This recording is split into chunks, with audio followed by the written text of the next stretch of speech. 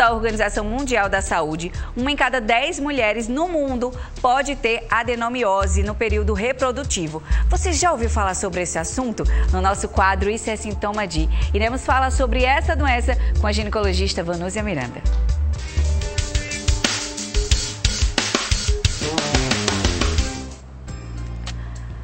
Já estou aqui com ela, maravilhosa, doutora Vanúzia, hoje falando de um assunto que às vezes esse nome, doutora Vanúzia, é um pouco complicado e parece que ninguém escutou, mas na verdade é uma doença que é recorrente ou não? Seja bem-vinda. Isso, eu agradeço a oportunidade de estar aqui. A adenomiose, ele não é tão falado quanto endometriose, não é? É. Mas eles são muito parecidos, sabe? E cursam com queixas parecidas.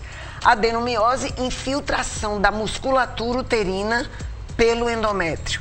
Endometriose, implantes de endométrio fora do útero. Então, a diferença básica é a localização.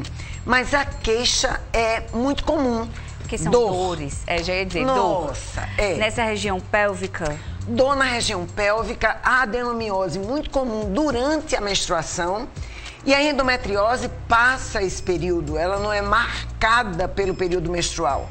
Ela vai além disso, tanto antes quanto depois. Então, isso já pode ser algum sinal que você pode até diferenciar uma da outra, né, doutora Vanúzia? Mais ou menos. Tem a depender da extensão da adenomiose e da quantidade dos focos, da profundidade desses focos. Essa mulher cursa com muita dor. A dor, ela é muito no período da menstruação, mas pode ir além disso. E ela se queixa de uma coisa também muito comum, aumento do volume do fluxo menstrual.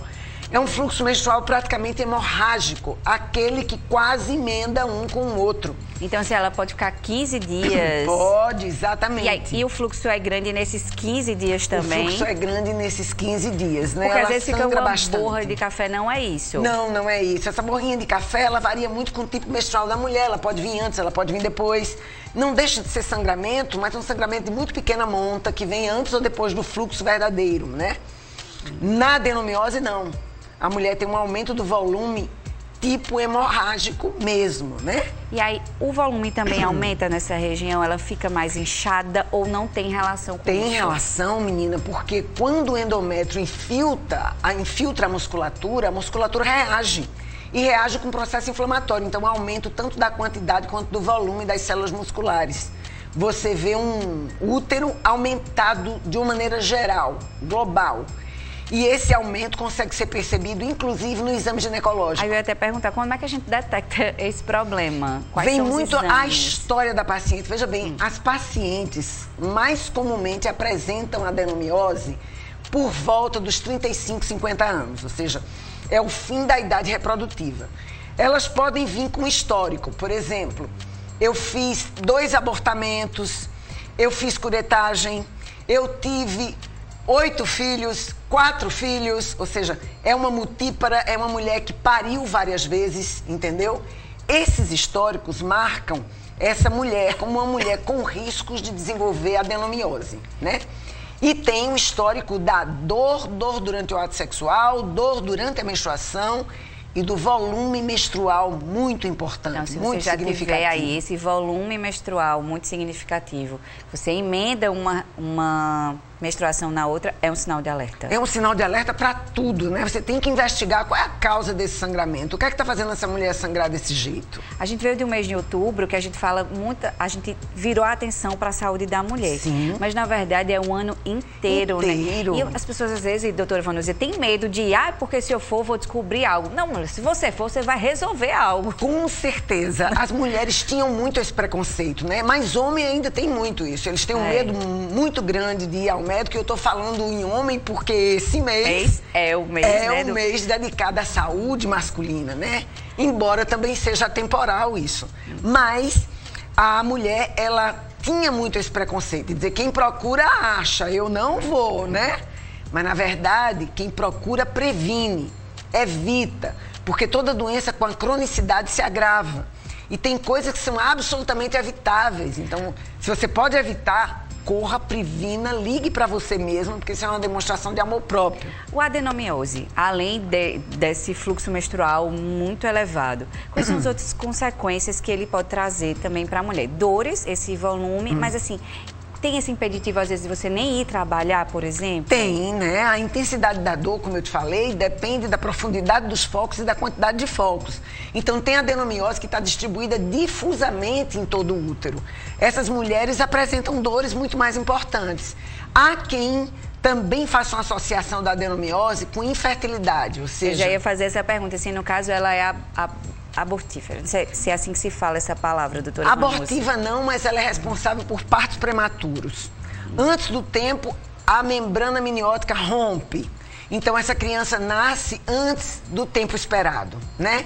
Isso é muito comum na adenomiose. Mas ele trabalha com essa... Ele induz essa infertilidade, não? Não, há estudos que falam assim, que não associam diretamente com a endometriose, mas eles dizem que há um desvio do fluxo de espermatozoide, em vez de ir para a trompa em que o óvulo foi disponibilizado para a fecundação, ele fica ali na cavidade uterina sem ascender, porque há uma mudança desse trajeto ascendente dos espermatozoides devido à adenomiose. Há uma alteração na contração uterina, e isso é verdade, isso interfere nesse fluxo. Então, há pessoas que associam, sim, a adenomiose à infertilidade também.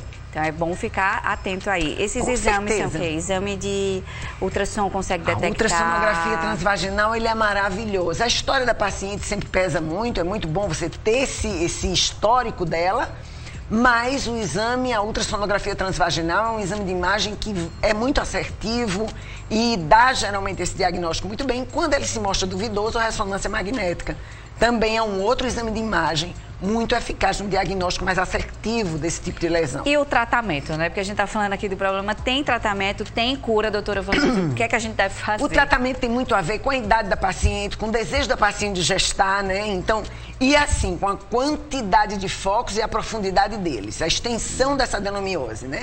Mas você pode ter um tratamento clínico, que é com hormônio, progestágeno, de preferência, contínuo, para que você venha a diminuir esses implantes de endométrio dentro da musculatura uterina. Muito bons, mas há quem não tenha resultados muito favoráveis diante desse tratamento clínico. E vem o tratamento cirúrgico. Alguns tratamentos cirúrgicos são preconizados. Ah, vamos fazer uma ablação de endométrio. Resolve?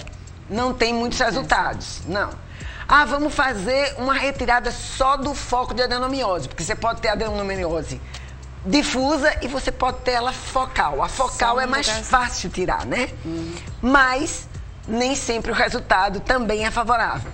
E nos casos em que a mulher já gestou, já teve o número de filhos que queria e que sofre de fluxos hemorrágicos grandes, que espoliam ela, deixam ela anêmica, fraca, o que é que a gente pode optar? Pela esterectomia. É o que a gente chama de tratamento cirúrgico radical, né? Mas então, assim, tem jeito, doutora Vanusa, daqui a pouco a gente volta respondendo aí as perguntas dos nossos telespectadores. Você não nos deixa, por favor. De jeito nenhum. E eu volto já pra gente falar desse assunto e de outros também, porque sempre aparecem perguntas diferentes, né? Com certeza. Muito obrigada. Daqui Eu que a pouco agradeço. a gente volta, viu, com a doutora Vanusa para falar mais sobre esse assunto.